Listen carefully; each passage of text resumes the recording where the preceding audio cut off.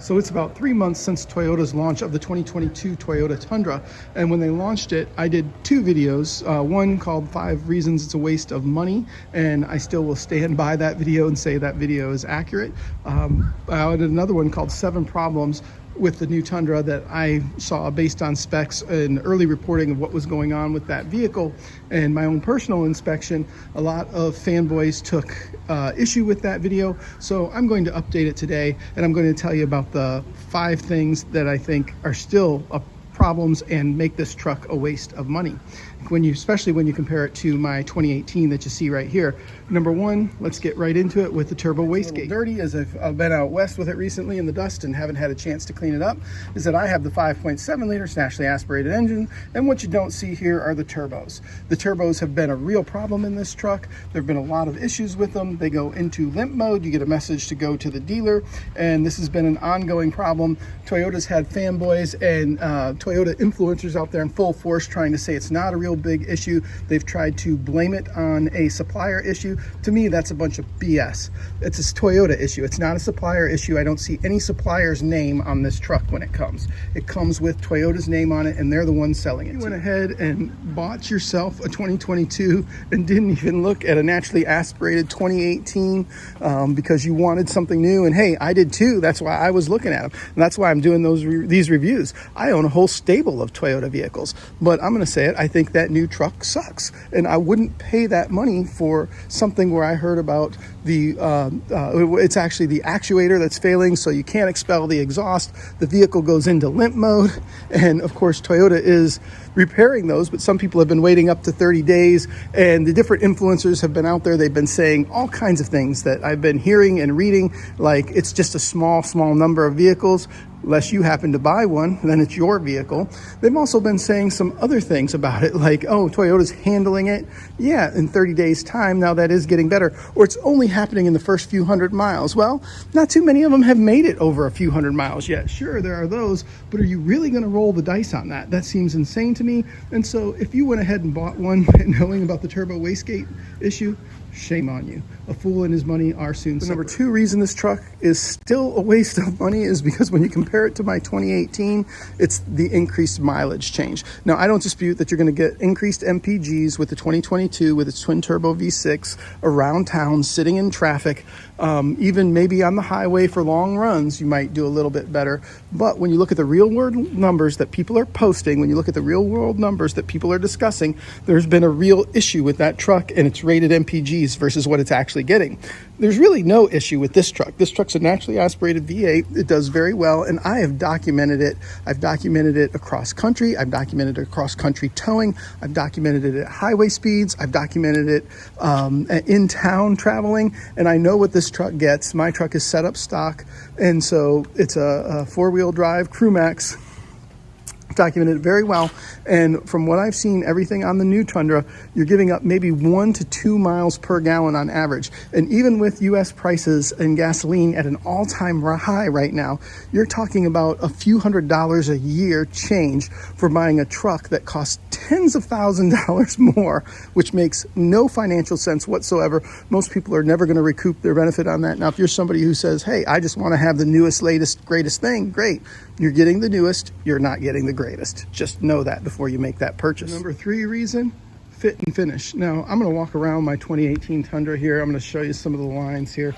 You can see Toyota's known for their lines just being nice and straight and even, everything flowing together. Now, one of the things that the previous generation of Tundra was known for that may be a little bit of a fit and finish issue, I would say, is back here, what we call the Tundra Lean. If we walk to the back here, and it may be hard to pick up on the video, but mine, it sort of looks like it's leaning to the driver's side there, but that's typically where they lean.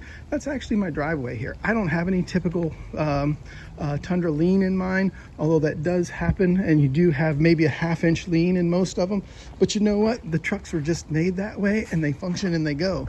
But the new trucks, the problems they've had right out of the gate, the problems we've seen, problems with, they've been posted on Facebook, they've been posted posted on YouTube. They've been posted on some of the online forums.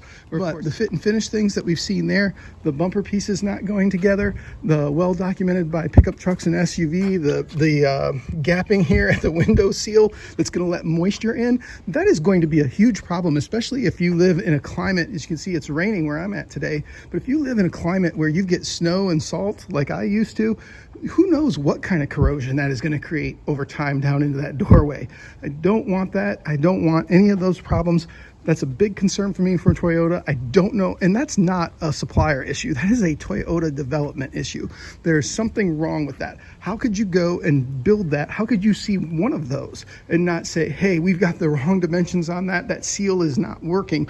To me, that's what we see from some other manufacturers. For Toyota, that's inexcusable. 5.7 liter engines were known to have some cam tower leaks. You can look from that in here. You see mine's pretty clean. I don't have anything like that. You can also look from inside the wheel well to see if there's any oil spraying around. I haven't seen anything like that. But our number 4 reason here has to do with reliability of the new Tundra. Now, we've already talked about the wastegate actuator issue. That in and of itself is a huge problem that would steer me clear of that vehicle for the time being, even if I was interested in a twin turbo V6, which I'm not for many, many reasons. But the other problems that I've seen people reporting, excessive oil consumption, that we're not really sure why that's going on.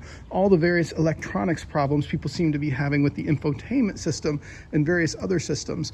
Return to the dealer lights coming on for things like the emergency brake system going out, whatever it might be. There have been multiple things out there that I've seen reported on this new vehicle. And sure, we all understand, first year of a new vehicle, you're going to have bugs, but this is Toyota. Toyota's got a certain reputation. And if you're going to go out there with influencers and you're going to go out there and you're going to set up fake towing for the online people to do, where you got the new Tundra hooked to a Airstream and the old one hooked to some old RV, and who knows how they set up those hitches, right?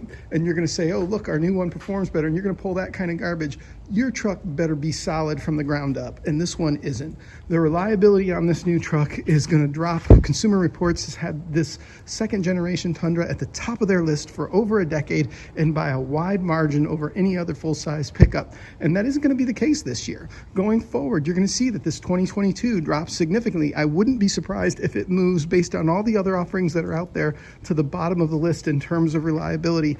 I could see it moving down below the GM offerings based on where it's at. So the final thing making this 2022 Tundra a problemed waste of money when compared to the 2018 is, hey, when you bought, or compared to the second gen, I should say, mine is a 2018. When you bought the second gen, you knew what you were getting. You knew you were getting a full-size truck that wasn't going to break down on you. Yep, it was going to have poor fuel economy, and that's people's main complaint about this truck, is the poor fuel economy.